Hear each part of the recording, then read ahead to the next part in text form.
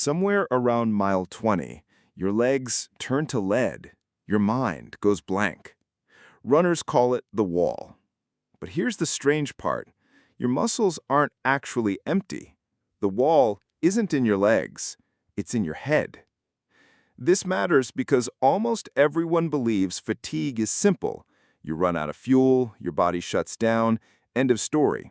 That's what you learned in school, what coaches still repeat today. But scientists who study endurance found something that broke that idea completely.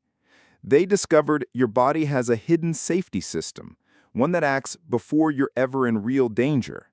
And once you understand it, you start to see it everywhere, not just in running, but in every limit you've ever accepted as final. This isn't a small correction to an old theory. It's a complete reversal of how we think fatigue actually works. For decades, exercise science had one answer for fatigue. It's called the depletion model. The idea is simple. Your muscles store fuel, mostly a substance called glycogen. You burn through it as you run. Eventually, the tank hits empty, and your legs simply stop working as well as before. This idea felt obvious. It matched what runners felt in their bodies. It matched what coaches taught for generations. Marathon training plans were built entirely around this idea. Stacking your glycogen stores before race day, sipping gels every few miles to keep the tank topped up. Millions of runners planned their entire race around this single assumption. For most of the 20th century, nobody questioned it. Then researchers did something simple but revealing. They took muscle samples from runners right after they hit the wall, right at the moment their legs gave out. If the depletion model was correct, those muscles should have been almost empty. But what nobody expected is that many runners still had significant fuel left in their muscles. Their tanks weren't empty. They were nowhere close to empty. Something else was shutting them down, and it wasn't a lack of fuel in their legs. If the muscles still had fuel, something else had to be flipping the switch. That's when a new idea entered the picture, one that changed how scientists think about fatigue completely. It's called the central governor theory. The idea is that your brain acts like a safety manager for your entire body. Before you ever reach true physical danger, your brain slows you down or shuts you down first. It's not measuring how tired your legs actually are. It's predicting how tired they're about to become and pulling the brakes early, just in case. This explains something strange researchers noticed in lab experiments. When cyclists were given a mouth rinse containing carbohydrate, then told to spit it out without swallowing a single drop, their performance still improved. Their muscles received zero extra fuel. Nothing physically changed inside their bodies, but their brains sensed sugar in their mouth, decided more energy was coming, and quietly allowed them to push harder. But what nobody expected is that your brain can be tricked into unlocking performance you already had, simply by changing what it believes is available. The wall isn't a hard stop.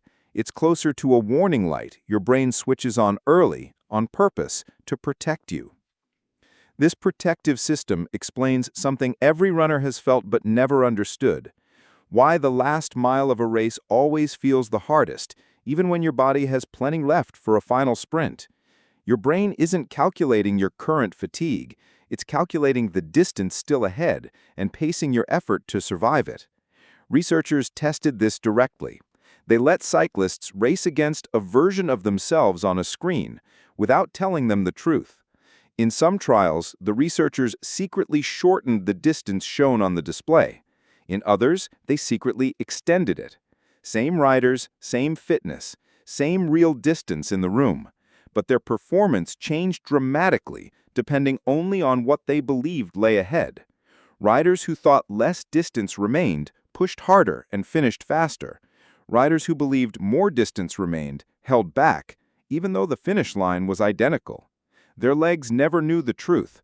Only their brain's belief mattered, and that belief alone changed how much power their muscles were allowed to produce. But what nobody expected is that your finishing kick, that final surge of speed near the end of every race, isn't proof you were saving energy. It's proof your brain finally feels safe enough to spend the reserve it was hiding from you the entire time. Once you see this pattern in running, you start noticing it everywhere else in life. That feeling of hitting a wall at work during a long project. That moment your motivation collapses halfway through a hard task, even though nothing physically changed in your body. The student who feels finished after 2 hours of studying. The person who quits a workout at the exact same point every single time. All of them may be hitting the same kind of wall. Your brain runs the exact same protective calculation, whether you're pushing through mile 20 or the 4th hour of a task you didn't want to do. It estimates how much is left, decides how much effort is safe to spend, and holds a reserve back, just in case things get worse than expected. This is uncomfortable to hear, because it means most limits you've hit in your life weren't your true limits at all. They were your brain's best guess, made early, made cautiously, and often made wrong. But what nobody expected is that elite endurance athletes train for years to do exactly one thing differently. Not to build bigger muscles, but to convince their own brain that pushing further is actually safe. Their bodies aren't dramatically different from yours. Their relationship with their own internal warning system is.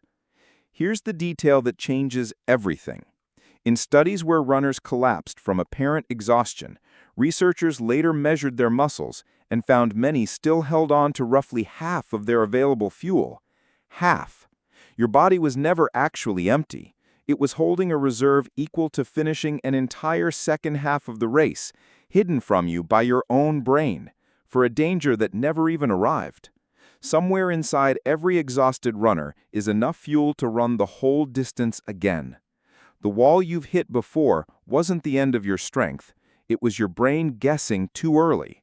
So the next time your legs feel like they're finished, ask yourself, is this really the limit or just the first warning? Tell me the hardest wall you've ever hit in the comments below. And if this changed how you think about your own limits, like this video and subscribe for more.